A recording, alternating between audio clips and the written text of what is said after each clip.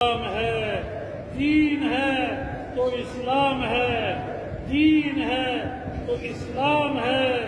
فرقوں کی کوئی گنجائش نہیں ہے، ٹولوں کی کوئی گنجائش نہیں ہے، چھوٹی چھوٹی تنظیموں کی کوئی گنجائش نہیں ہے۔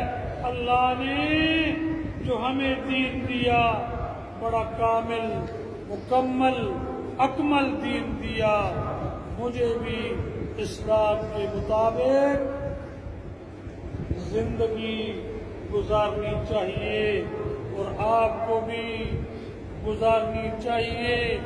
اسلام ہی ایسی ڈھال ہے جو آنے والی ہر مصیبت سے پناہ دے گی، آنے والی ہر بیماری سے پناہ دے گی۔